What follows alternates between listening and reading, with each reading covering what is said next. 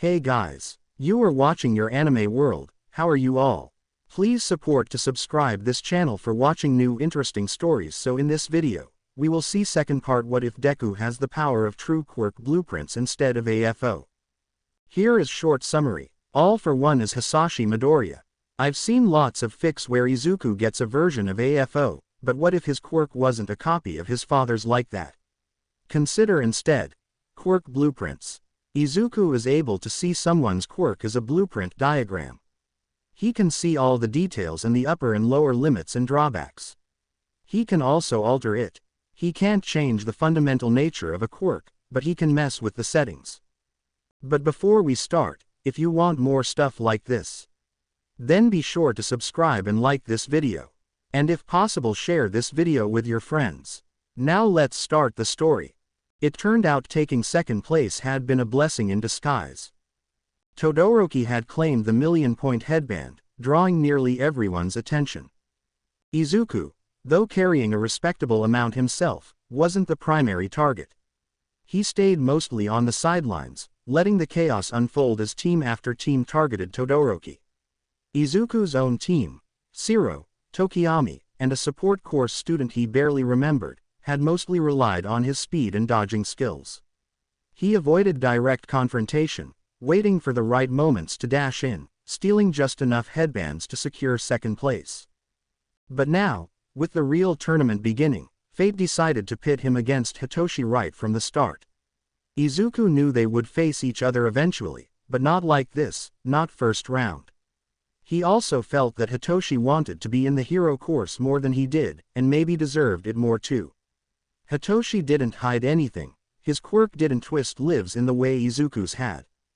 But even so, Izuku had to try, not just for his own pride, but for every quirkless kid who looked up to him. He wasn't going to use his quirk. If he could prove that he could fight, and win, without it, maybe that would give real quirkless kids some hope. He stepped into the arena, only to be jolted out of his thoughts by the information of another half-sibling in Hitoshi. How many of us are there? He wondered bitterly. Monoma, Yaoyorozu, and now this. His mind raced through ways he could ever bring it up. He couldn't exactly say, "Hey, my quirk told me we're half-siblings." Lost in thought, he only snapped back to reality when Hitoshi's voice cut through. "I don't know why they let you compete. Everyone knows a quirkless person can't cut it as a hero. Why don't you just bow out?" Izuku opened his mouth to respond, but stopped. He knew Hitoshi's quirk worked through speech. Answering would only hand Hitoshi control over him. "Bet that monkey warned you, huh?" Hitoshi taunted. Yes, Ojiro had told him about Hitoshi's quirk, but Izuku wasn't going to let that be his downfall. He had come too far to give up so soon. He moved. Izuku darted forward, testing Hitoshi's reflexes. The other boy didn't flinch. He stayed calm, waiting for Izuku to make the first mistake. Izuku feinted, then backed off. Still not talking. "You know Mashirao and Shota dropped out because of me. They were weak, just like you'll be." Izuku felt a flicker of anger, not for himself, but for Ojiro and Shota. They had worked hard to be here, and they deserved to be. He kept his mouth shut, though, reminding himself of his promise. He couldn't give in to Hitoshi's taunts.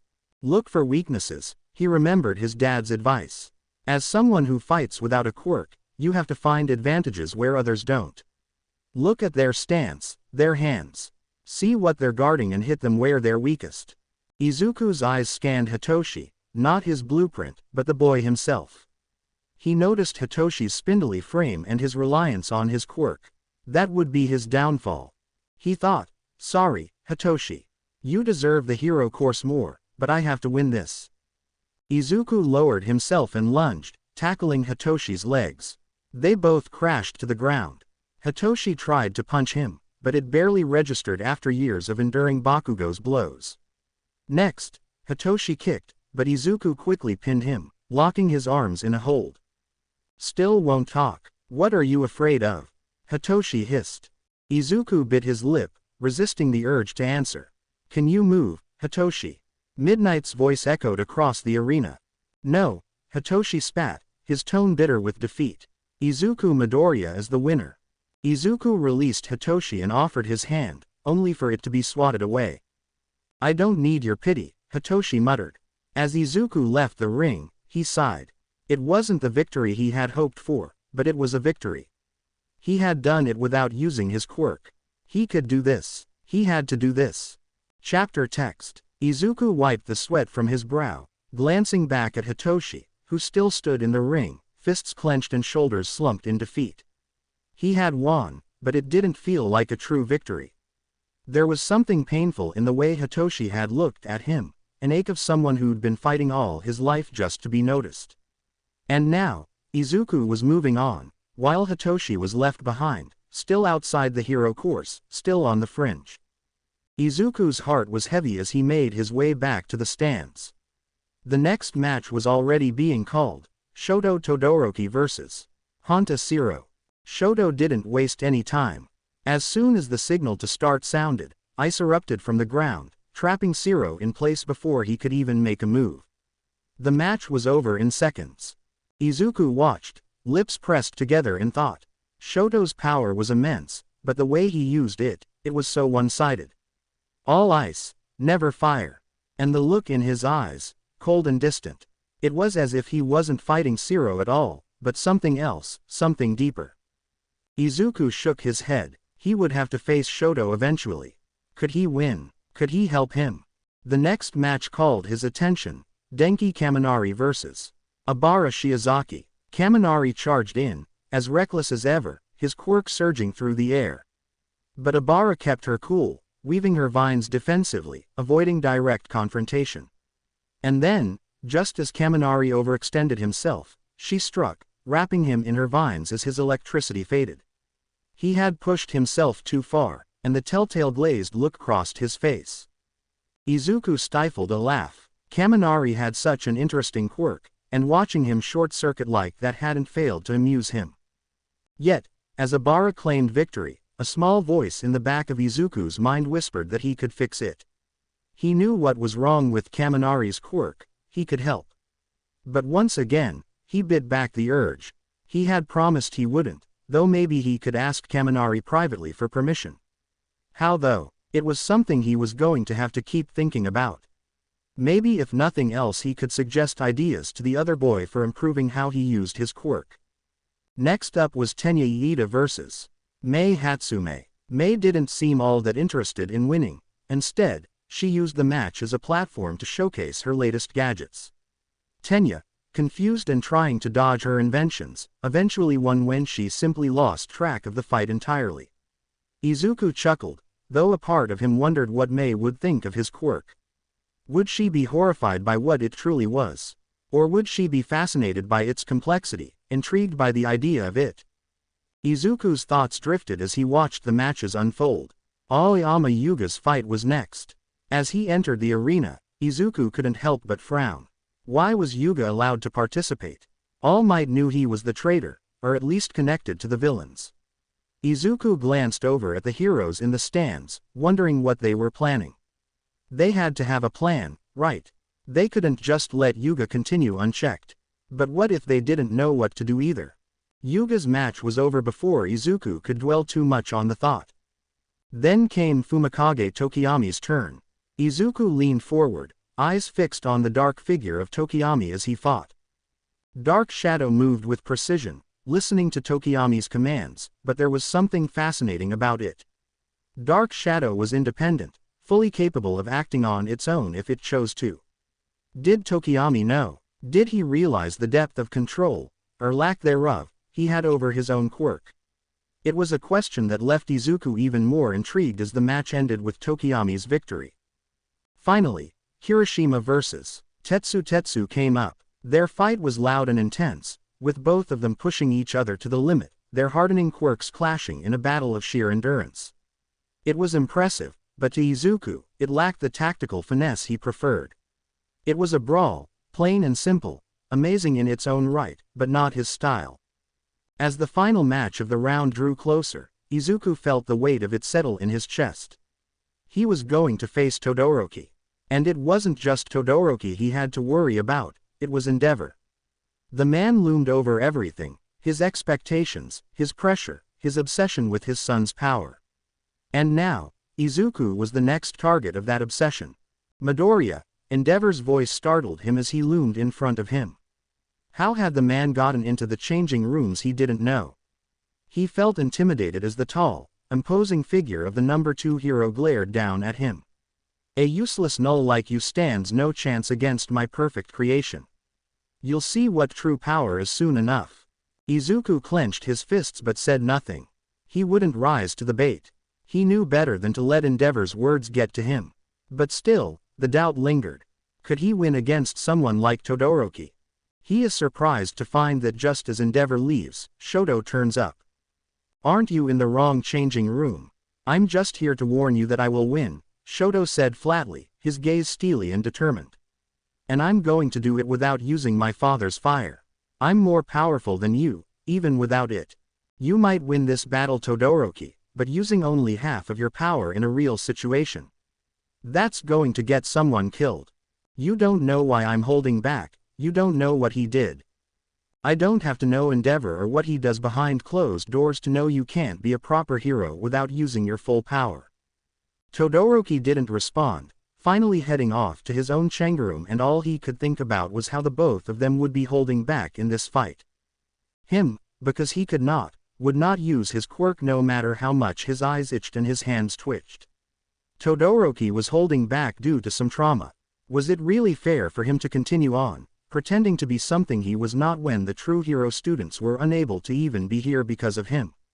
Was it fair for Todoroki to continue when he was constantly only using half of his potential? He didn't know the answers to that. As the countdown echoed in the arena, Izuku's resolve solidified. He had to help Todoroki. He wasn't sure how, but he couldn't let this fight be just about winning. If he could somehow reach Todoroki, make him realize that holding back wasn't the answer, maybe, just maybe, they could both move forward. The crowd roared in anticipation as Izuku stepped into the ring. Todoroki was already there, ice forming around his feet, his expression as cold and unyielding as ever. The tension between them was palpable, a mix of rivalry, respect, and something unspoken. Midnight raised her hand, and the match began. Todoroki wasted no time. Massive ice pillars erupted from the ground, surging toward Izuku with a speed that left little room for evasion. Izuku barely managed to dodge the first onslaught, the sharp chill of the ice grazing his skin as he dove to the side. He could feel the power behind Todoroki's attacks, and it was terrifying. But he couldn't back down. Not now. Izuku's mind raced. He couldn't just react to Todoroki's attacks, he needed to understand him. He needed to find a way through that wall Todoroki had built around himself. Is this all you've got, Todoroki? Izuku called out, darting past another ice formation. You're holding back. I can see it. You're not fighting me, you're fighting him, aren't you? Todoroki's eyes flashed with something, anger, frustration, maybe even pain, but he didn't respond. More ice came, thicker, faster. You think using only your ice makes you stronger? You think that's how you'll win? Izuku shouted as he weaved through the freezing battlefield, barely avoiding a particularly massive spike of ice. Todoroki's jaw clenched, and for the first time, his controlled demeanor cracked. I don't need his fire to beat you, he said, voice low but laced with emotion. Maybe you don't, Izuku admitted, ducking under another ice wave. But holding back like this, it's not just about winning or losing, Todoroki. Heroes can't afford to hold back. You're stronger than this, and you know it. Todoroki's eyes narrowed. For a split second, Izuku thought he saw a flicker of doubt, a hesitation in the icy assault. But then, with a shout of determination, Todoroki sent a final, massive wall of ice crashing down, aimed directly at Izuku. Izuku's instincts screamed at him to use his quirk. He could feel it begging for him to reach out, alter that blueprint of Todoroki's that said, thinks his fire is not his, but he promised. Instead, he dug his feet into the ground, bracing himself for the impact. He couldn't stop the ice, but he could survive it. The ice collided with him, and the world went white for a moment, the cold biting into his skin. But he held on. He wasn't going to go down that easily. Not yet. As the ice began to crack around him, Izuku staggered forward, breathing hard. His body ached, and he was covered in frost, but he wasn't done. Not by a long shot. "Todoroki," Izuku called out, his voice hoarse but steady. "You don't have to be like him. You're not your father. You don't have to fight like him to prove anything." For a moment, Todoroki's expression faltered. His hand, raised to summon more ice, trembled ever so slightly. "I'm not doing this for him," Todoroki said, but there was doubt in his voice now, and Izuku knew he had struck a chord. "Then why are you holding back?" Izuku pressed. "You're only using half of your strength. If you want to be a hero, you have to accept all of who you are, ice and fire." Todoroki's eyes widened, and for a brief moment, the fire in his left side flickered. But then, just as quickly, it was gone, replaced by a cold fury. "I told you," Todoroki growled, "I'll win without his power." Izuku took a deep breath, his heart pounding in his chest. "I won't let you fight like this, Todoroki. If I have to lose to make you see that, then so be it. But I'm not giving up." He saw it then, the flicker of a small flame, and he grinned. "You feel it, those flames. Those are a part of you, Todoroki. Not him, you." A roar from Todoroki as his answer as flames take over half of his body. "I never wanted to use his flames. Don't you see? They aren't his. They're yours. You control them." He smiles even as a large explosion fills the air. It's different from Bakugo's explosions that always made him cringe and hurt. Even as he falls, he smiles. Todoroki will go on, knowing he can't hold back anymore. While he can't do the same, at least he helped the other boy. That is enough for now. He barely hears midnight calling the match in Todoroki's win. He's far too tired. Chapter text. The roar of the crowd still echoed in Izuku's ears as he trudged toward the changing room. His muscles ached with every step, the chill of Todoroki's ice still clinging to his skin. He had lost the match, but that wasn't the heaviest weight on his shoulders. What really stung was the realization that while he had helped Todoroki unlock his full power, he was still holding himself back. He sighed, pushing open the door to the quiet room. The adrenaline had faded, leaving behind a bone-deep exhaustion. The door creaked shut behind him, and he nearly jumped at the sound of a familiar voice. "You did well, son," Aizawa said, his voice gentle but firm. "Though your pops and I could have done without the multiple heart attacks, especially that stunt with the mines. Don't do that again." Despite the worry in his voice, there was a hint of a smile beneath his tired face. "Dad," Izuku began, but his voice faltered. The emotions of the match, of everything leading up to it, bubbled to the surface, and suddenly, he felt a weight pressing on his chest. He had so much to say, but the words wouldn't come. Aizawa sighed, uncrossing his arms. "You're thinking about Todoroki, aren't you?" Izuku nodded slowly. "I told him he couldn't be a true hero if he didn't use his full power. And he finally did it. He let go of his fear of using his fire. And now you're wondering if you should do the same," Aizawa said, his tone calm but piercing. Izuku clenched his fists. "I'd be a hypocrite. I told Todoroki to use everything he had, but I still won't, use my quirk. Not yet." Aizawa's eyes softened. "You're more self-aware than most pro heroes I know. But you're right. I was going to offer you a spot in my class. You've got the heart of a hero, and you don't need a quirk to prove it. But you're not wrong about holding back either. Once the internships are over, will you let me train you to use your quirk?" "Really train you?" Izuku looked up, surprised. "Yeah, I think we can do that. But if you want to fill that spot, you should offer it to Shinso. He deserves it. He's ready, though he'll need help. He relies too much on his quirk, and, well, he's kind of a noodle," Izuku added with a small smile. Aizawa chuckled. "You've got the heart of a hero, Izuku. You're right. Shinso is ready, and I'll make the offer. But I can't be the one to train him, not with everything else on my plate. Maybe I'll send him to Mike, or even Joke." "You don't like Ms. Joke?" Izuku asked, curious. Aizawa shuddered. "She takes the jokes too far. But she's a good hero, and she'd be a good fit for Shinso." "Thanks, Dad, for believing in me, for not pressuring me, even though you deserve to know." Izuku swallowed hard, guilt swirling inside him. He wanted to tell Aizawa everything, about his quirk, the truth behind it, but now wasn't the time. Aizawa would be busy with internships, and Izuku needed to figure out how to explain everything.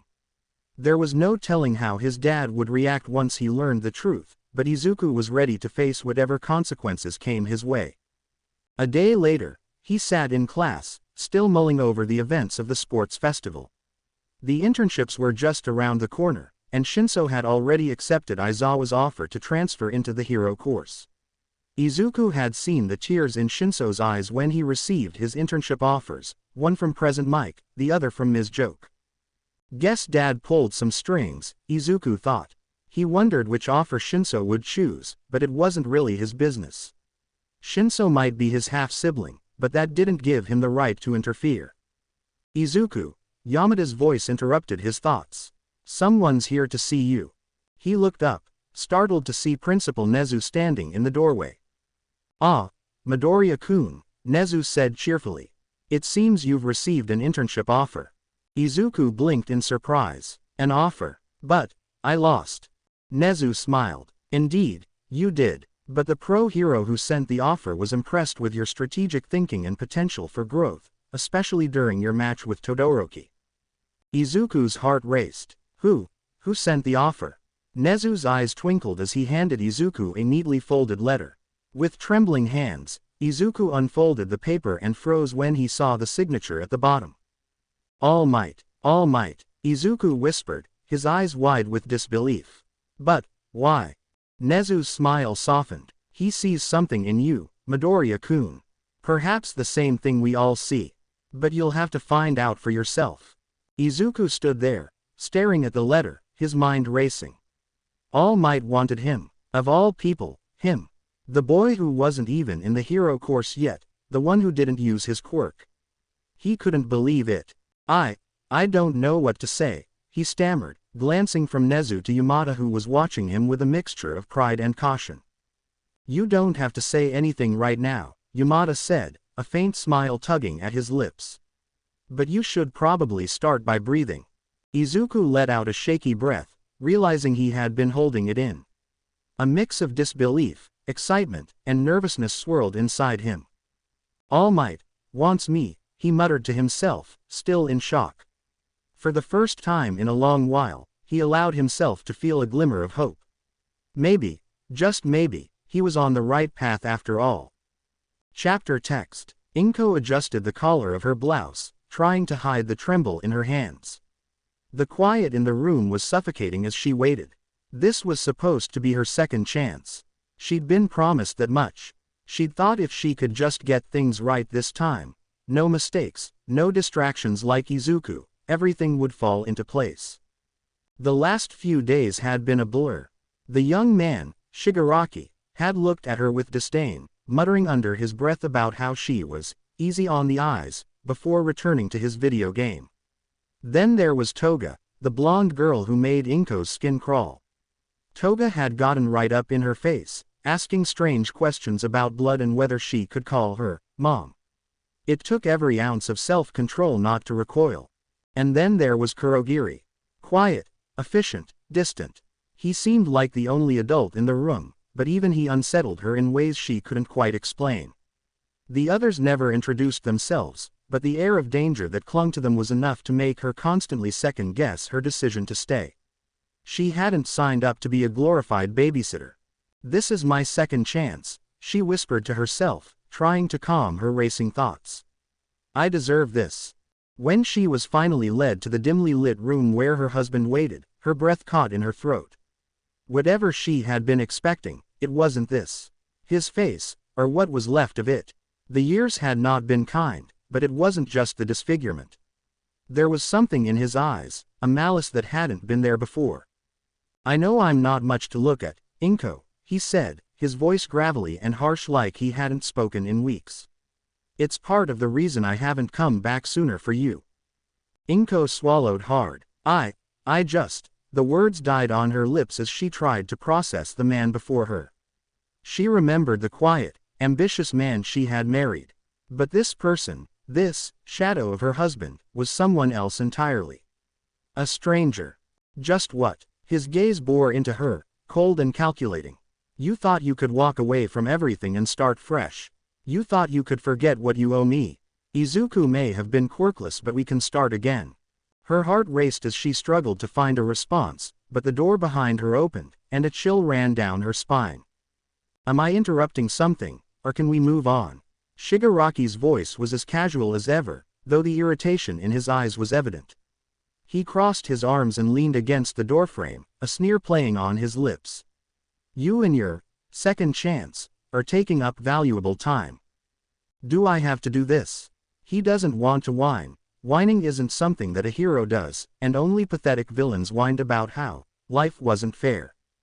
Our agreement was to work on your outlook. Your agreement with Nedzu includes doing these, scare them straight, programs. If those that are young hear from someone close to their own age why they became villains, it may prevent them from making the same mistakes. Yeah, I get that. But why this ing school? Ryu growls, language pup. He rolls his eyes, why this school? You graduated from this school, did you not, pup? Yeah, what of it? Nedzu wants to see what part, if any, this school played in your descent into villainy. So while you are at the presentation, Present Mike will be gathering information. He had wondered about that. Why the exuberant DJ hero had volunteered to come along. Why aren't you doing the investigation? Too personal, pup. If I go interrogate them, I can't guarantee that I'll be able to keep my temper. But Hisashi, on the other hand, he's good at getting people to underestimate him. He'll be more able to get the information we need. He shrugs. Really, if they want to waste time looking into his shitty old school, he can't stop them. But he didn't really want to be here. The memories are assaulting him as he walks to the auditorium. The principal, a man he remembers bragging constantly for everything he did, was glaring at him the way he used to for Deku. Let's get this over with. Bakugo Katsuki stood on the stage, staring out into the sea of faces. His scowl deepened, and his patience was wearing thin. He didn't want to be here, didn't want to dredge up the past, but a promise was a promise. His arms crossed tightly over his chest as he took a slow breath, adjusting the microphone in front of him. You think being a hero is about having the best quirk, the flashiest moves? Well, guess what? His voice cut through the murmurs, instantly commanding attention. It ain't. Being a hero is about grit, about not letting the world drag you down no matter how many times it tries. The principal, sitting in the front row, narrowed his eyes, but Bakugo wasn't concerned. His memories of this place weren't pleasant, and he was going to make sure these kids knew exactly what he thought. I was the top of my class here, and you know what? I thought that made me better than everyone else. Thought it meant I'd be number one. But I was wrong. I was so focused on proving myself that I lost sight of what really mattered. The students sat in stunned silence, a few glancing nervously at their friends. They'd expected some villainous sob story, but this was different. Bakugo's jaw clenched as memories flooded back, memories of Deku, of All Might, of his own misguided ambitions. I'm not here to make excuses or tell you to feel sorry for me. I'm here to tell you not to make the same damn mistakes I did. You want to be a hero?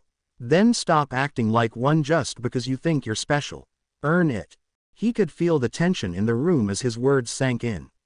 Even though he hated being here, he was going to see this through. If he could stop just one of these brats from screwing up their life the way he nearly had, maybe this stupid program was worth something after all. The room was silent as Bakugo stepped back from the microphone, his gaze sweeping over the crowd of wide-eyed students. He wasn't used to this, talking to people about feelings, about lessons learned. He wasn't Deku, but Ryu had been clear. This was part of his deal, and as much as it annoyed him. As the students remained motionless, he could feel the weight of their stares. He hated it. He wanted to yell, to tell them to stop looking at him like he was some kind of cautionary tale. But he didn't. Instead, he just stood there, arms crossed, waiting for whatever half-hearted questions they'd come up with.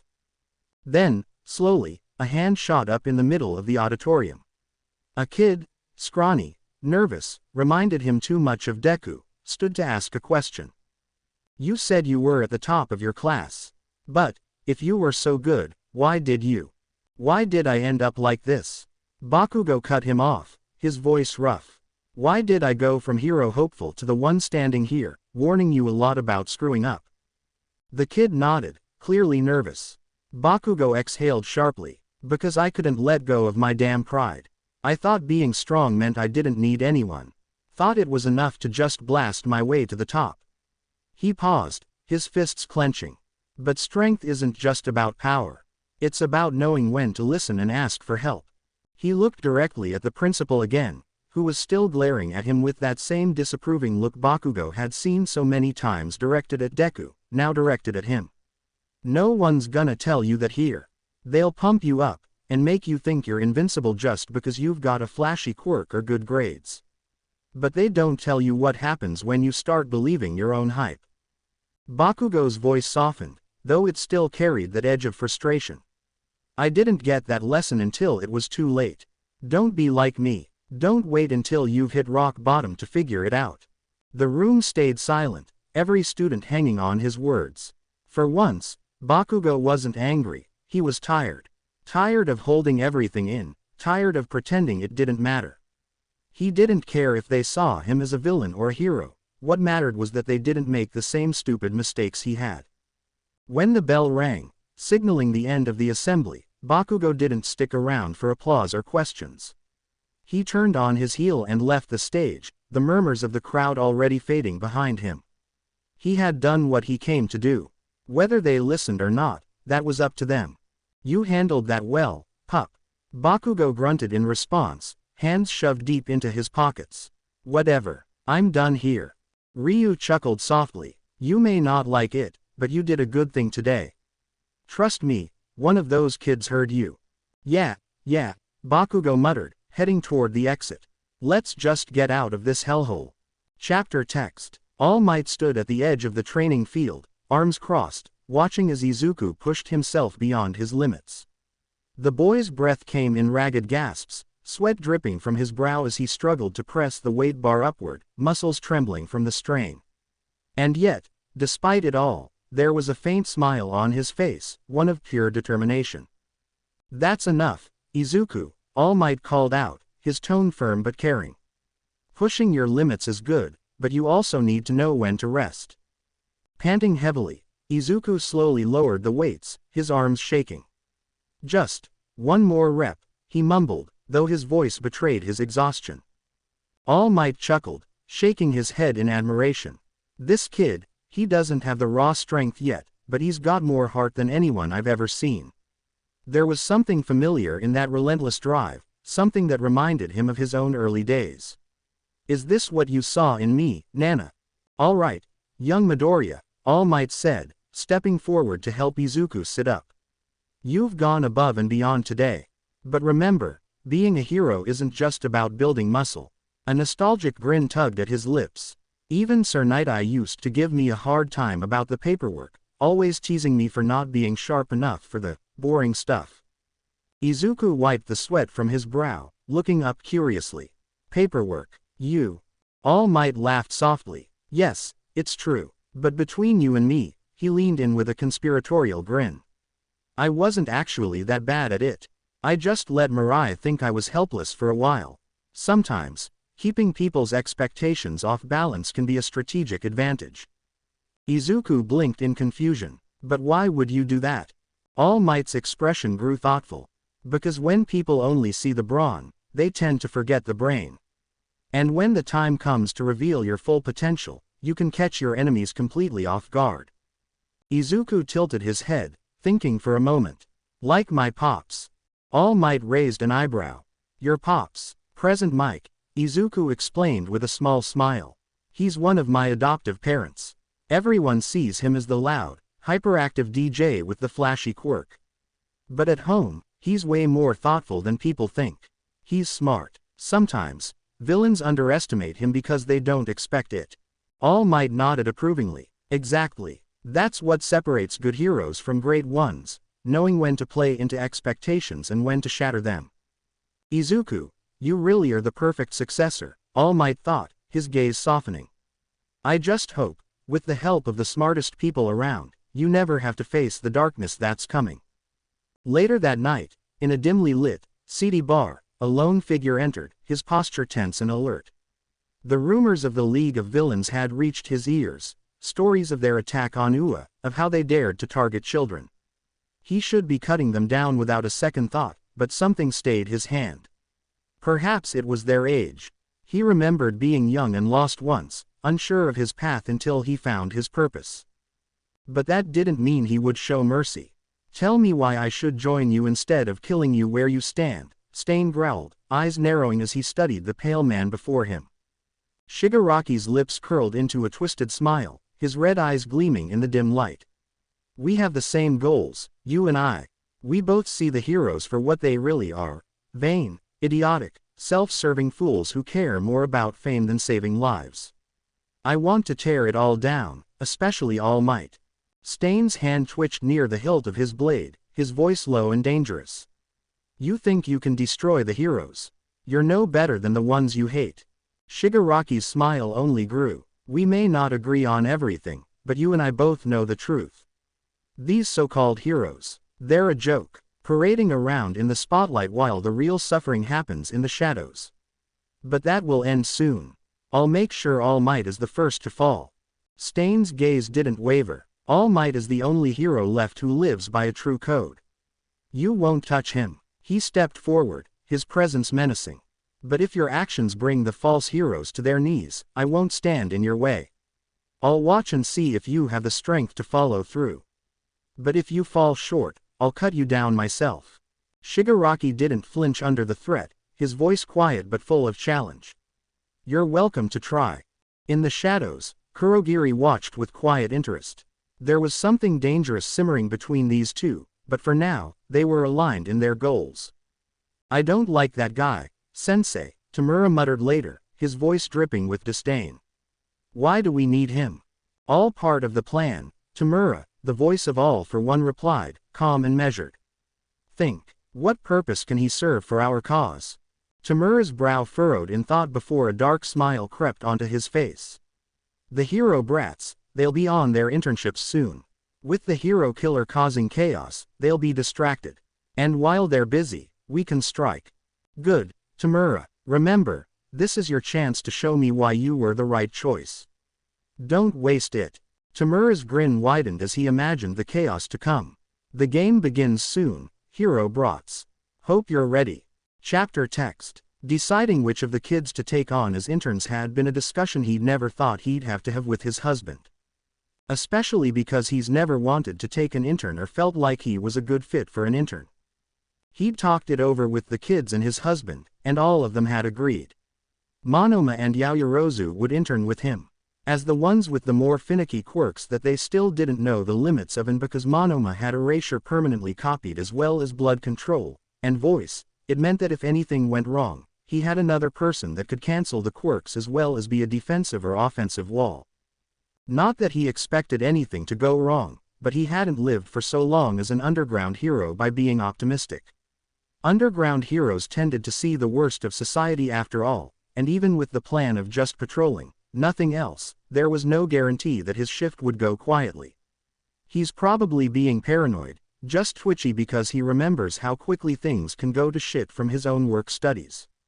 He hated being right. He'd planned to show the kids his typical day, stopping at the park where the homeless hang out to check for the regulars, and if they need more blankets. Only there's not a sign of any of them. Not a single one. It sets his "something is wrong" sense going. Even in the worst weather, the regulars are always in the park. Have been since before he was even a hero. But none of them are there.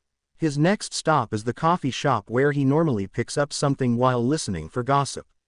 The shop is closed. Everywhere he goes, the streets are abnormally quiet, and he knows there's something big that is going to happen. He can't blame his regular sources for going ghost when there is something big happening, but it just leaves him on edge. He's about to call it a day, tell the kids there's nothing for them to do, when his phone sets off the special alert that it only sets off in one case, and all heroes call out. Instantly his mind goes into planning mode. He could drop off the kids, should drop off the kids, but if he wastes time doing that he might be too late again. Phantom Thief, Kriti, he begins, calling them by their hero names gets their attention fast. Good, there is an all heroes bulletin out. I'm just going to check where we have to be and then we're going. I expect both of you to be supportive only. I'm authorizing you to use your quirks as you see fit to help civilians. Stay back from the fighting. Do you understand? Yes, sir, they both say, and he smiles. Good. Looking down at his phone, his heart skips a beat. Hosu. They're being called to Hosu. That's where Tenya is. That's also where the hero killer is. The first reports also mention creatures attacking civilians. God, he really wishes he had time to drop off the kids first. But he doesn't. It would be fastest to take the train to Hosu usually. But he is well aware that villain attacks, even minor ones, can mean that the trains will be off schedule. That means he'll need to either commandeer a vehicle or he can call Hisashi and wait for him to get here with his ride. But Hisashi's radio station is pretty far from both Hosu and where they are now.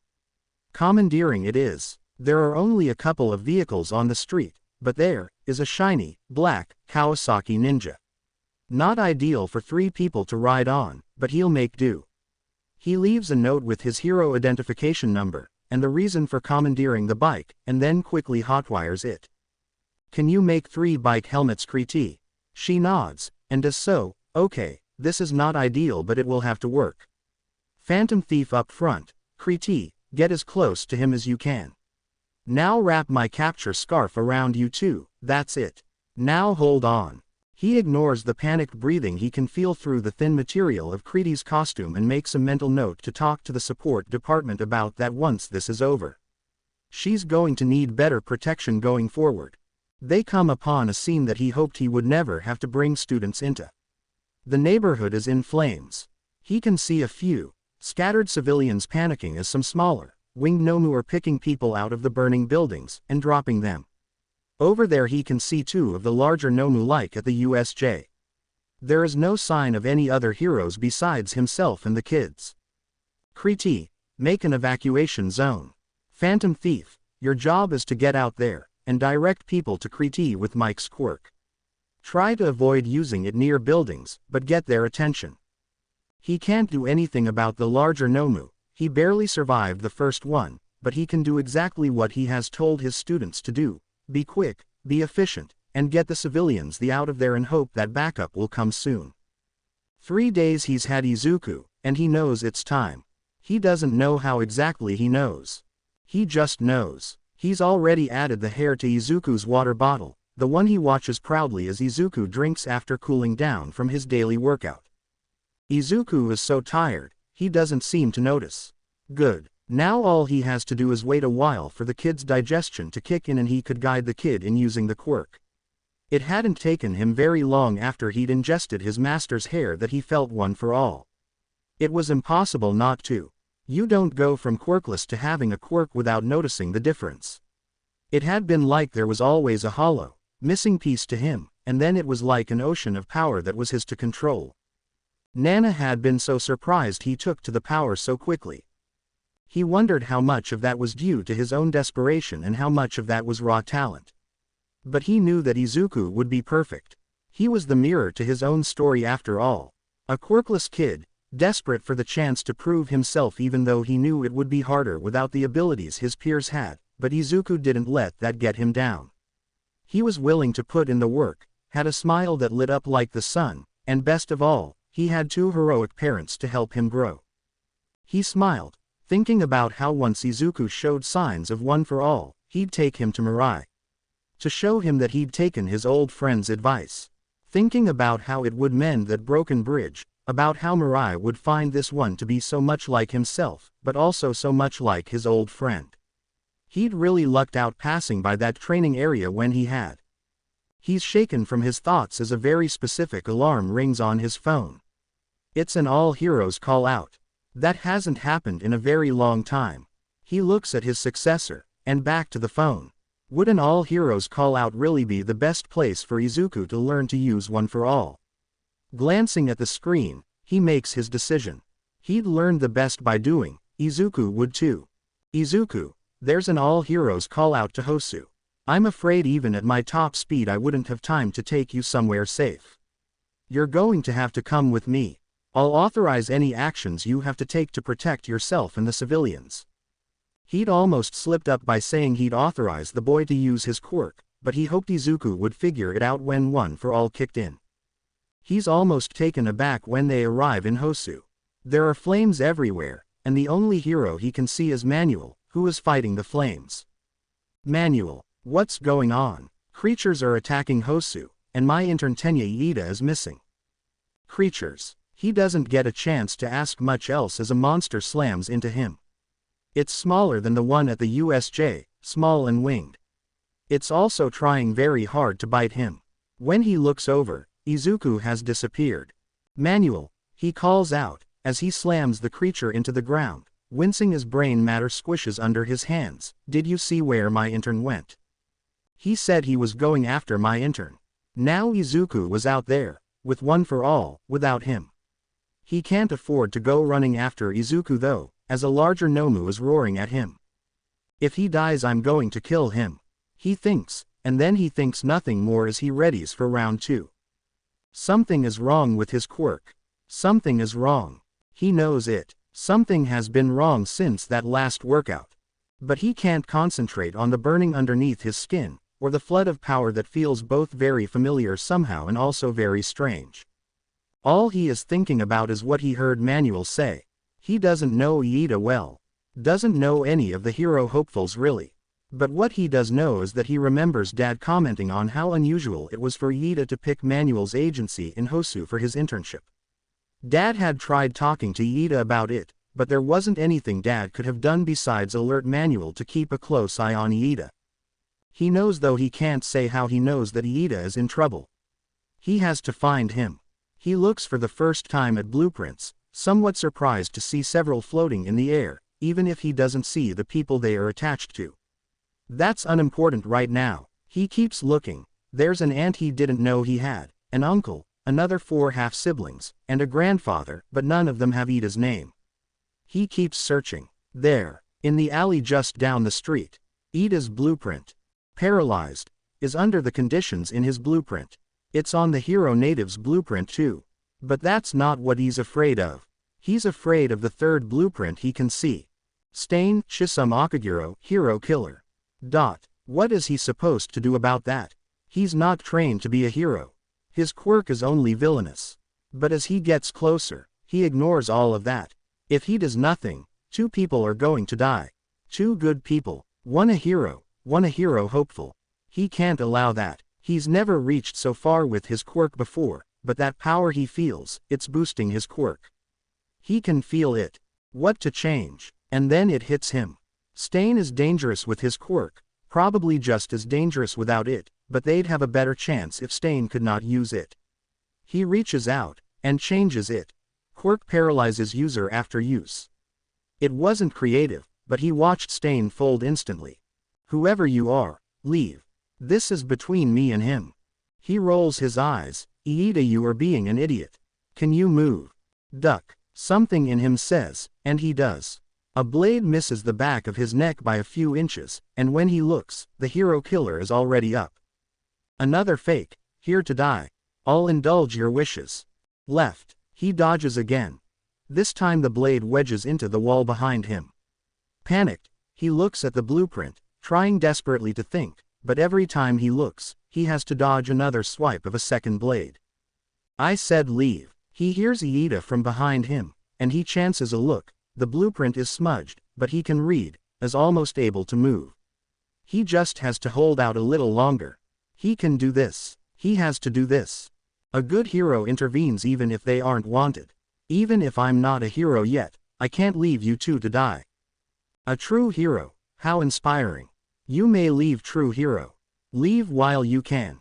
No, and then something strange happens. Without reaching out, without looking at the blueprint, he thinks about how to stop Stain permanently. Something in him explodes out, and he stares at the green tendrils as they pick up Iida and Native. When he can see again he nearly hurls. Stain's blueprint reads, will be tormented by visions of his kills. He's catatonic. He doesn't have time to think about what he did, or where these strange tendrils came from. All he can think about is how tired he is. But he still has to get Iida and Native to safety.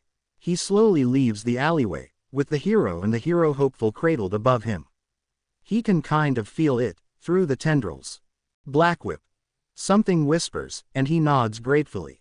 Put them down, now. He does so as quickly and safely as he can just as he feels everything stop. Dad, and indeed, there is his dad, looking furious as his quirk flares. It's only then he realizes just how tired he is.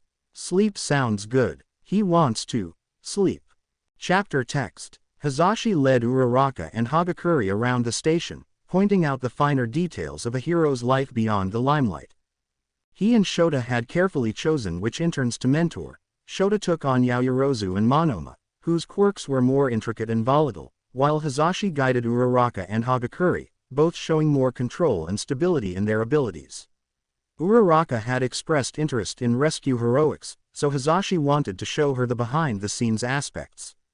As for Hagakure, now that she could be seen, he thought this exposure might help her decide if the limelight truly suited her. Just as he was about to demonstrate how his radio show tied into his hero work, an urgent alert cut through the air, the kind of all heroes call out he hadn't heard in years. His eyes dropped to the screen. Shota was already registered en route to Hosu, where the hero killer had last been seen, and where Tenya was currently interning. Shota would need his support, but he had 2 interns in tow. It left him with a choice: leave them behind in safety or take them into the chaos. Uraraka, Hagakure, there's an all-heroes call to Hosu, he explained, urgency threading his voice. Aizawa is already on his way, and I need to join him. You can stay here, where it's safe, or come with me. You're training to be heroes, so the decision is yours, but you need to decide now. Tenya's our classmate. I'm going, Uraraka answered without hesitation. I'd never feel like a hero if I didn't help, Hagakure added, her voice firm. All right then, you're under my supervision, and you follow every order I give. Use your quirks to defend yourselves if needed, but no heroics outside my instruction. Understood. Let's move. He quickly informed the hero line and texted Shota about bringing his interns. When they arrived in Hosu, the sight was terrifying, buildings ablaze, smoke billowing in every direction. Hisashi immediately spotted Yaoyorozu at an evacuation point and Monoma guiding civilians, but there was no sign of Shota. Kriti, Phantom Thief, where's Eraserhead? Hisashi demanded. He got called to handle a quirk manifestation, Yaoyorozu replied. Some kid right in the middle of all this. Hisashi's blood ran cold. It couldn't be Izuku. All Might was supposed to be with him. There's no way their son could be here, right? But the gnawing doubt wouldn't leave him. He knew Shota would be handling it, but the urge to rush to his family was overwhelming. Still, he couldn't abandon his duties now. He had to trust Shota, as hard as it was. Uravati, help move the injured, he instructed. Invisagirl, assist Kriti at the evacuation point. You better keep the both of you safe, Sho. I can't do this without either of you. Jin had been running low on funds and trying to pretend he didn't need to use his quirk to ensure he'd eat again that month when Jiren had let him know that some upcoming villains that called themselves the League of Villains were recruiting. He hadn't been interested. He didn't think of himself as a villain, not really. He was a petty thief at best. But most didn't see it that way. They either saw the strange behavior that his last quirk use caused him to fall into and assumed he was a crazy weirdo, or they saw his criminal record and decided he couldn't be trusted with even sweeping the floors. So it's a little desperation and a little wanting to see what, if anything, they were going to offer. Shigaraki had promised him safety, a place where no one would judge him for his strange behavior, or force him to do anything he didn't want to do. It sounded too good to be true.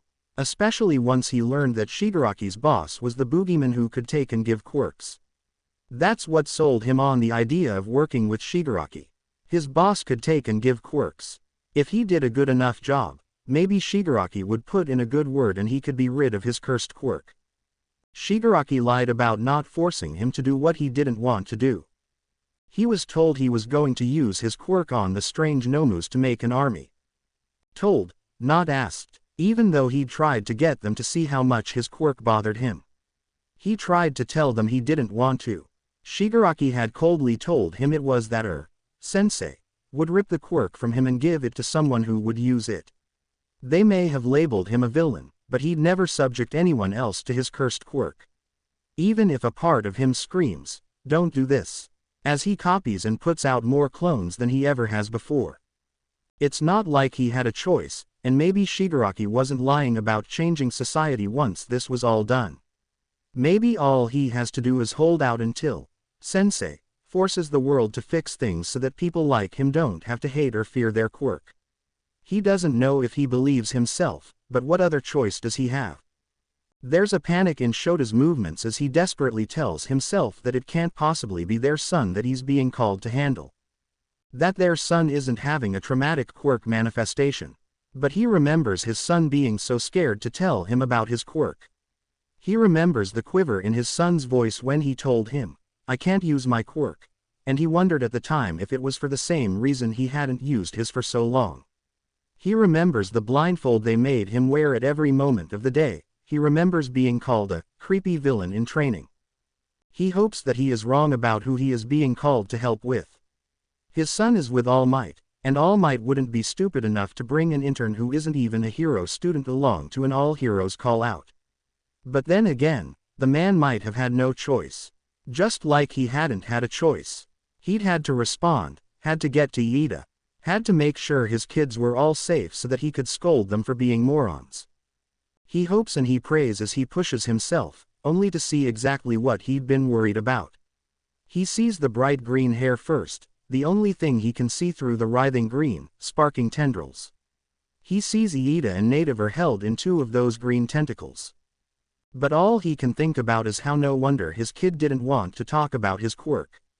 He's not going to lie, it's a pretty scary looking quirk in how it makes his son look like one of those renditions of Cthulhu he'll never admit that he found terrifying. But it's more than the writhing tentacles, it's the pressure. Like something wild and untamed has been unleashed. He has to get his son's attention, and hope that his voice will get through so that his son will put Iida and Native down. "I'm here, son, you can let go now." Those tendrils softly place Iida and Native down, and once they do he activates his quirk. His son drops to the ground, and he rushes forward. Thankfully, he can feel the rapid pulse under his fingers as he checks. Quirk exhaustion. His mind tells him, and he's glad that seems to be the only injury his son has. He doesn't truly remember the time that follows as he waits for the paramedics to come. He knows he's disassociating, but he can't bring himself to care. His son is safe, his kids are safe. He is safe. That's all that matters right now. Izuku is floating in a dark void, but he isn't alone. The void opens to a room that has 8 chairs in it, though the 8th chair has been tipped over and broken as if someone or several someones had gone to town on it. "Ah, you're here." He jumps and sees there behind him is a white-haired, excitable-looking man. "Yoichi, you weren't supposed to scare Ninth. Sorry, it's just when I realized you could hear us right away, could already tap into our quirks, I knew you'd be here next. And then when I realized why you could do those things, I got so excited. It's nice to meet you, nephew." What? It comes out garbled like he hasn't talked in forever. "Yoichi, we agreed we'd break that to him slowly." "Sorry." Yoichi rubs the back of his neck, "but I just couldn't help myself." "Look, nephew, we don't have a lot of time so we have to make this quick. I'm your uncle, your dad was my brother, and my quirk has been passed down the line of heroes because my stupid brother can't let it go that it's my quirk, not his. Unfortunately, we know that my quirk being passed to you is both a blessing and a curse. It's a blessing in that you are genetically compatible with my quirk, what with being my nephew and all. But a curse in that because you already had a quirk, it's going to kill you if you don't change it. As soon as you wake up you have to use your quirk to change one for all. That's my quirk by the way, change it so that it won't kill you." He doesn't know what he's supposed to say to that. How did he get one for all? He knew from when he'd seen All Might's blueprint that it could be passed down, but how did All Might give it to him? Why, he was the last person All Might should have trusted this to. But it also sounds like anyone else who would have received one for all that had a quirk would die if they did. He can fix that. "Looks like you're waking up, nephew. We'll try to tell you more the next time you find yourself here, but don't be in a hurry." He's surprised when he wakes up it isn't to his dad's worried calm or his pop's I'm not mad, just disappointed. Face but to Principal Nezu and All Might. Young Midoriya, you did very well for your first run with my quirk. I'm very happy that you had no issues, though I admit to being curious as to why it manifested as a quirk that matches one my master said was a quirk of one of the previous heroes to hold one for all. All Might, what happened? He wants to ask why. He wants actually to demand to know why All Might had passed his quirk on to him. He was the worst choice for this, no matter what his apparent uncle might have said. Couldn't All Might have seen that? Yagi, why don't you go for a bit of a walk? I need to talk with Izuku. He's not in trouble, is he? Perhaps I should stay. Now Yagi, if it makes you feel better, you can go inform Aizawa and Yamada that their son is awake. If you're sure. He watches All Might leave, and then turns to the principal. I think we need to discuss what you are going to tell your parents about your quirk and what we are going to do moving forward. You mean All Might's quirk? I didn't ask for it. No, Izuku, I mean your quirk. I am well aware that you are the reason that Aizawa, your classmates, and Bakugo all had alterations to their quirks. Am I being arrested? No, I don't think you wanted to cause harm, did you? I thought I was helping. He sobs, but my quirk is villainous, it's wrong. I can't use it, but I also can't not use it. Not if I want to be a hero instead of a villain. Will you help me? Nezu smiles a sharp, predatory smile. Of course. What kind of hero would I be if I didn't help you? So here's what you do. You tell the truth. You used your quirk to alter theirs without permission because you wanted to help. Then you offer to alter it back.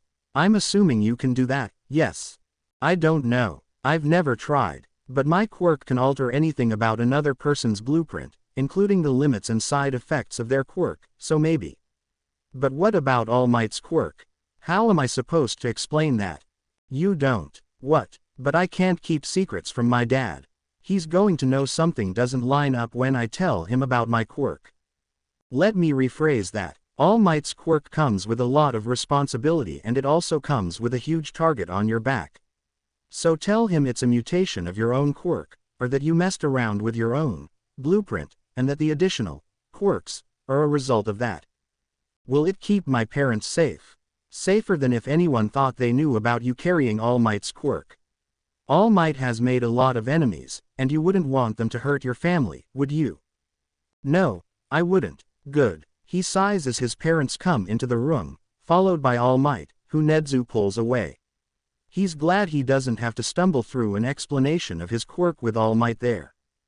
Dad, Pops, he cries as he finally lets it all out, how he altered his dad's quirk, how he had altered his classmates' quirks, how he'd altered Bakugo's, how he couldn't help the side effects of his quirk, the itching eyes and the twitching hands. How it had mutated, due to messing around with it. Dad runs a hand through his hair, and Pops looks like he doesn't know how to respond. I see why you didn't tell me, Izuku. I'm not happy that you messed with so many people's quirks without their permission, but I understand that every quirk has its drawbacks, and it sounds like it physically hurts you when you don't use yours. Also, if you hadn't messed with my quirk, Suyu and I would probably be dead. So thank you, son. Thank you for making it so that I could protect your classmates. Pops gathers him into as best of a hug as he can manage with him in the hospital bed. We love you, son. Don't ever doubt that. I can't say that I'm happy that you did what you did and that you kept it secret. But I understand. That doesn't mean that you're off the hook. I expect you to apologize to your classmates for using your quirk on them without permission. Though now that we know that their quirks aren't going to randomly mutate more, they can go home. I think they'll be happy about that. He doesn't have the same confidence his Pops has. He's pretty sure none of them are going to want to talk to him for a very long time. But he supposes he will deserve that if that's what they want. We'll have to figure out how to get permission to use your quirk as well as to train those mutations. For now, just focus on getting better. He can't help the tired smile he flashes his parents, glad that for now they knew about his original quirk. He still didn't feel very good about lying to them about One for All, but Nezu had a point. All Might had made many enemies, including, it seemed, his father, who had somehow given One for All to his uncle. He'd worry about that later. For now, All he wanted was to sleep. Chapter text. The plan was coming together much better than he ever could have expected. As the principal of UA, he had to look at what was best for all of the students under his care. Even if he liked his Shota, felt a sort of parental pride for the man, and felt a sort of connection to the boy he'd tossed at Shota, hoping that his Shota would do exactly what he was doing, becoming more open and honest with his feelings and less like himself. But as the old saying goes, the needs of the many outweigh the needs of the one. When he'd stumbled upon the massive secret that had been one for all, he hadn't been principal yet. He'd barely begun his career as Mr. Principal, the intelligence hero. But his need to know combined with his ambitions had pushed him into investigating the mystery that was the fight between All Might and the villain that seemed to have too many names. He'd picked the name Mr. Principal as a promise to himself when he'd won entry to UA so long ago. That one day, he'd be exactly that, the principal, so that he could mold the minds of the future to take All Might's place. Because he'd seen what had happened during that brief period where All Might had ensured peace. Sure, crime had lowered overnight, but it didn't solve the big issue. The villain All Might had fought was the head of a huge crime ring spanning back to before there were computer records, and he had checked. That kind of evil, with that kind of power, after he realized the man was the famous boogeyman that underground heroes talked about, the man who could take and give quirks like candy, he realized it wouldn't stay dead. No, if he knew anything about this slippery opponent, he knew that the man had to have gathered enough followers or enough quirks that the only way that he was even relatively sure they'd ever be safe from that man was if he was beheaded, burned, and then the ashes scattered in as many different locations as possible. Even that he was not sure would completely ensure the boogeyman would never return. Learning All Might or Toshinori Yagi had limited time had been as easy as breaking into his hospital records, a very easy feat for him. It disturbed him that the only man that had managed to make a dent into such a villain was so injured that he could no longer be a proper hero. So he'd made a few contingency plans. He'd remodeled UA during summer break so that if he chose to do so, the whole entire facility, grounds and all, would be able to turn into a flying fortress. He saved that plan for a ditch and run strategy. If he thought he could bait that villain into attacking UA when there weren't a lot of teachers or students around, he fully intended to launch UA into space. It wasn't his favorite plan, as that one would require him to pilot it. But it went on the list of plans. The plan for finding a successor for Toshinori was one he suggested to Sasaki Mirai when they met once, but Sasaki had been as stubborn as Toshinori, and had jumped the gun by suggesting his work-study student Tagata Mirio. Toshinori had a big fight with Sasaki, and a bigger one after the events of the USJ attack. That plan, he thought he was going to have to scrap. Then, he stumbled into the mystery that was Mono Manito's quirk, evolving, even if it didn't fit the pattern that the others did. That caused him to dig deeper, to find out that it was the very student that his Shota was getting attached to. From there, it was easy to arrange for Toshinori to just so happen to be going past the gym as Aizawa was training with Izuku. Izuku's quirk would be boosted by one for all. It would be the winning piece for his game, he knew it. "You're awake again, good. I told them. You were right. They weren't mad. Good. That's good, Izuku. Now for the next part. I am endeavoring to get you a quirk usage license. I'm not sure if you know what those are for." Izuku shook his head. "No, I've never heard of them." Nedzu chuckled. "It's quite simple, really. Doctors, nurses, paramedics, rescue heroes, they all have the ability to use their quirks without restriction when lives are at stake. In your case, it means you'd have the authority to alter or even turn off someone's quirk if it's necessary for their safety or to stop them from hurting others." Izuku frowned. "I don't know. That sounds like a slippery slope. What if I start thinking I have the right to change someone's quirk just because I think it's necessary?" Nedzu nodded, a touch of pride swelling in his chest. The boy was asking the right questions. "That's why you'll undergo rigorous training, Izuku. You'll study ethics, psychology, and be taught by those who understand what it means to wield that kind of power responsibly. But if it still bothers you, you can always speak with Aizawa. He's walked a similar path as an underground hero." Izuku took a deep breath, nodding. "If Dad did it, then I guess I can, too." And tomorrow, I'm going to apologize to the class. I'm going to tell them everything about my quirk. Would you ensure Bakugo is there too? Of course, Izuku. Nezu responded with a warm smile, though inside, he was already several moves ahead in his plan. The following morning, Izuku stood before his classmates, feeling his heart pound against his ribs. This was harder than any training he'd ever done. I want to apologize, he began, his voice shaky but growing stronger with each word. I haven't been honest with you all, and I've made decisions that weren't mine to make. My quirk is called Blueprints. It lets me see the inner workings of others' quirks and alter them. A ripple of murmurs spread through the room, but Izuku continued. That's why some of your quirks have changed. Uraraka, Yaoyorozu, Hagakure, Bakugo, Monoma, and Aizawa-sensei. I changed them because I thought I was helping, but I know now that I overstepped.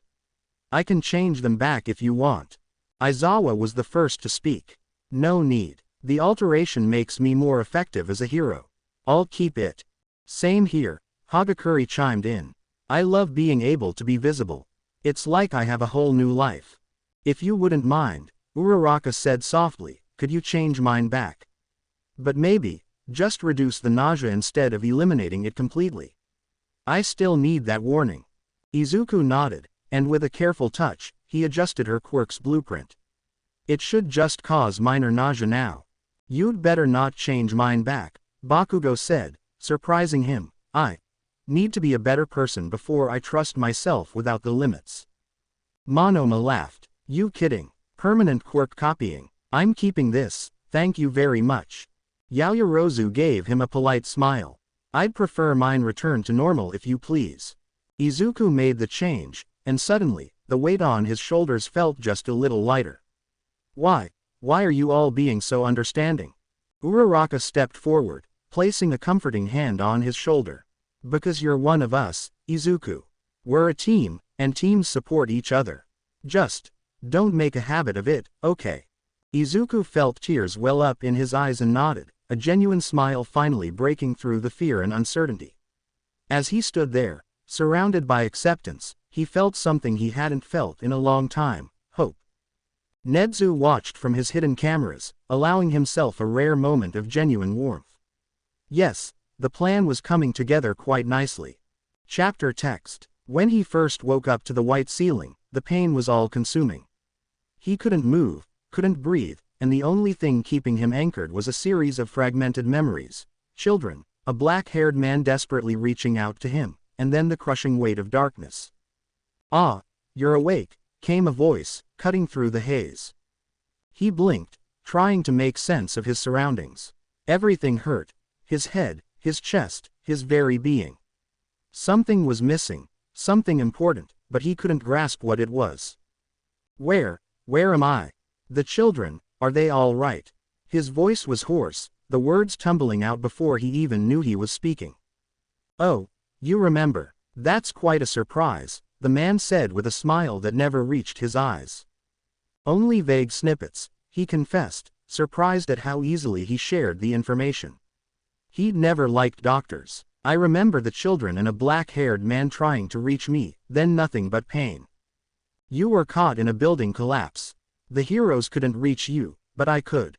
The doctor paused as if savoring the next part. I happened to be nearby, you see. I'm a doctor, and when I saw what you did, I knew I had to help. He sensed there was more to the story, but he decided not to press. He couldn't remember much, and even if this man made his skin crawl, he owed him his life, for now. The children, he asked, clinging to that one fragment. The black-haired man, are they safe? As far as I know, they're fine, the doctor answered, his tone dismissive. Well, that's good. He let out a breath he hadn't realized he was holding. Does anyone know I'm here? It feels like someone should be looking for me, but I don't remember who. Of course. The doctor waved a hand. Now, lie back, young man. You've been through quite the ordeal. You need your rest. The last thing he saw before sleep claimed him again was the glint of a needle in the doctor's hand. Experiment number 4, Test Subject 01, tell me your name. He blinked against the harsh white light. Where was he? What? His mind felt sluggish as if weighed down by an unseen force. The pain lingered, a constant reminder of his situation. Why was it so hard to breathe? Test subject 01, what is your name? The voice was sharper this time, more insistent. I don't know, he stammered. Oh, it was there, right on the tip of his tongue, but no matter how hard he tried, he couldn't reach it. The flashes came again. The black-haired man, the crumbling building. Test subject 01 still retains some memory. We'll proceed with further reduction. Wait, he cried, trying to twist away as the needle approached, but his arms wouldn't obey him. He was bound, helpless. Experiment number 1001, test subject 01, what is your name? The pain was worse this time, sharp and unyielding. He gasped for air, feeling like he was drowning. There were snippets of something, someone he needed to reach, but it was slipping away. I don't know, he murmured, eyes fluttering shut. Do you? Test subject 01, what do you remember?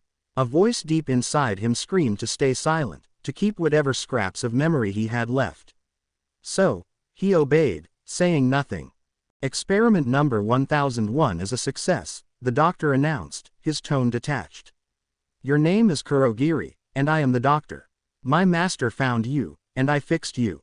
Your purpose is to serve the master. Master, he repeated, but there was no time for more questions. He was dragged forward, presented to a man whose mere presence sent chills down his spine. Ah, our guest is finally ready, the man said with a smile that didn't match the coldness in his eyes. Do you know why I saved your life, Kurogiri? No, Kurogiri answered, feeling a shiver run down his spine. Because the heroes left you to rot. Just like my apprentice. But I saw your potential. The man leaned in, his voice dropping to a whisper. You want to help, don't you? He did. The words resonated deep within him. Heroes help people. The phrase echoed in his mind, but was that something he'd once believed, or just a ghost of a memory? He didn't know. All he knew was that he owed this man his life. Good, the man said, clearly satisfied. You'll follow my orders. Keep watch over my apprentice, and track of this woman and her child. Do you understand? Looking at the picture of a green-haired woman, heavily pregnant, something in him screams not to help, all he says is, yes, sir. Kurogiri's life blurred into a routine, carrying out orders, watching over the woman and her son, and relaying information back to the man. But every time he looked at them, something inside him twisted painfully. It was worse when he saw the boy declared quirkless. He saw the black-haired man again, this time in the chaos of Yue's invasion. Recognition flashed, but Kurogiri couldn't move. He couldn't speak. He was ordered to follow Shigaraki's commands, and every time he tried to defy them, the pain became unbearable. Children shouldn't be fighting adults' battles. He doesn't know why he does it, but he tells his master about the woman he's supposed to be watching. Master doesn't remember her. Like he didn't remember a lot of things after the battle with the hero who smashed his face in. When he brings his master a picture of the boy, along with the report from his visit to the doctor, he watches his master's smile turn cruel. Ah, I think I know why I had you watch them. The woman, she had a null, but she's not so old that we couldn't try again. Bring her to me, Kurogiri. He couldn't fight the order, and so he did. Slowly, without his portals to not arouse attention. She was terrified, and he should be doing something, anything, to help. He could almost hear that black-haired man's voice, civilians need protecting. But he stayed silent, bound by the chains of obligation holding him to his master's service. Help, he whispered to himself. Follow orders, help, follow orders. The words tangled together, looping endlessly in his mind. He wasn't even sure which was the truth anymore, and maybe, just maybe, it didn't matter. Because as long as he could still feel, still fight that tiny spark within, he wasn't truly lost. Not yet.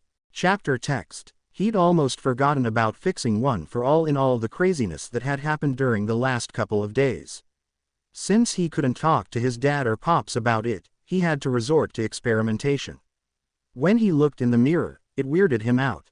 His quirk, which he'd only briefly looked at once in the mirror, no longer read Blueprints, but now read, one for all, first then, Blueprints, after it. As though One for All had taken over his original quirk. Sorry nephew. One for All tends to do that. It usually boosts the person's quirk if they have one, or boosts their musculature if they don't. Don't think too much about it. Just fix the part where it will kill you. He's still not used to hearing his uncle's voice in his head, or any voice in his head for that matter. But Yoichi is right, he has to fix this. He has to focus really hard on the part of his blueprint that reads, One for All. Then, he has to focus even harder on the part under One for All that reads, Quirk takes energy, life force from users with a quirk. He changes it to read, Quirk takes energy from external sources. It was almost instantaneous. He could still feel the well of power that came from One for All, like an ocean, but the tiredness he'd felt before, the ache that he'd felt in his bones from using Black Whip, and danger sense, at the same time finally seemed to ebb. He sighed in relief. Did it work? I don't know, but it feels different. He'd have to hope that was enough. Now for the other problems. Dad had come to him after the whole apology scene in the classroom. Now that you are ready to use your quirk and aren't hiding it, are you ready for your transfer? I don't know if I'll ever really be ready. But it's something I've dreamed about since I was small, and I think I want to do it, Dad. It'll mean a lot of catch-up. I've been suppressing my quirk for so long, and with the new aspects due to my messing around, I'm still scared. I'm going to be so far behind them, Dad. What did I tell you before? You will have to put in twice the work. Are you still willing to do it? He thought for a few seconds. It was his dream. If he didn't do this, he'd never know if it would be possible. Sure, with the quirk usage license, he could be very happy just helping people with their quirks, and he did still intend to do that. But it wasn't his dream. Heroics was his dream. He had to know. Yeah, Dad, I am. Conviction filled his voice. Then welcome to your Hero Academia, Izuku. As his dad left, he thought about the other problems. His issue with his quirk may be solved, but there were still the half-siblings that he had to talk to, parents to tell about said half-siblings, and all of those people that Blueprints told him were related to him through his birth father. His birth father, who was the biggest villain of all time. His birth father, who, if he ever found out about them, would probably go after them for their quirks. Because it seemed to be a pattern. Every time he found a new half-sibling, they all had ridiculously overpowered quirks. Even Hitoshi, who was afraid of his quirk, had a very powerful one. Hitoshi would just need to see that it wasn't villainous. Villainous, wait, that gave him an idea for how he could get in, with Hitoshi at least. But then, how to tell his parents about the whole thing? He'd worry about it at a later date. The rest of his morning he was a ball of anxiety as he prepared for his new classroom. However, he has a far different problem when he gets there. The traitor is still in class. The traitor is still in class, and he was there the other day when he'd told them all about his quirk. Had the traitor told his birth father about him? About his quirk, either of his quirks that his birth father would love to steal? Don't panic, nephew. One for All can't be stolen. You have to want to give it away, and it's stuck with you. It wasn't One for All he was worried about. It was Blueprints, especially with it being boosted. If his birth father ever found out, he knew his birth father would have no problems manipulating people's quirks to his heart's content. He almost panics. Change Blueprints so it can't be stolen either, nephew. He could have smacked himself and almost did. It was such a simple solution. But it would have to wait until after school. He already had a headache from messing around with One for All, so it wouldn't kill him. He didn't want to have a migraine affecting him from quirk overuse on the first day. He put the traitor out of his mind for now. All Might had told him he'd deal with it, so he'd trust that the number one hero knew what he was doing when it came to things like that. That didn't mean he wouldn't keep a close eye on Aoyama. All right, you hellions, Dad began, quiet down. Izuku has joined the hero course, but he is behind all of you. But you shouldn't rest on your laurels just because of that. You all need to be thinking about your finals. It'll be a test of everything we've gone over so far this year. We're also having a summer camp. Do well in your finals and you can come along. Do poorly and you'll be stuck behind while the others get an opportunity to hash out their skills. Izuku, Don't forget that besides catching up, I'll be expecting a hero name and costume by the end of the week." The whole class groaned. "Hey, Izuku, would you like to do a study group with me and Ashido?" Kaminari asked. "We're pretty far behind ourselves, so it would be nice to have a bit of help." "Yeah, hey Kaminari." "Yeah Izuku, once I have my quirk usage license, I was wondering if you'd let me fix your quirk. You could say no if you want, and of course, I'd give you a chance to put in what you'd like for changes if you say yes." "Are you kidding? Of course, I'd love for my quirk not to make me stupid all the time." He smiled. His new classmates really were the best. "Izuku, would you do the same for me?" He turned to see Hitoshi. "If you really want me to, then yes. Would you like to join our study group too, Hitoshi?" "Yeah, I think I'd like that." As they settled into study, Izuku realized something: he wasn't alone anymore. He had people who understood him, and who would work alongside him. He might be behind, but he was finally moving forward, and this time, he wouldn't have to do it alone. To be continued. I hope you enjoyed this story. Also remember to subscribe and like this video. See you in the next video.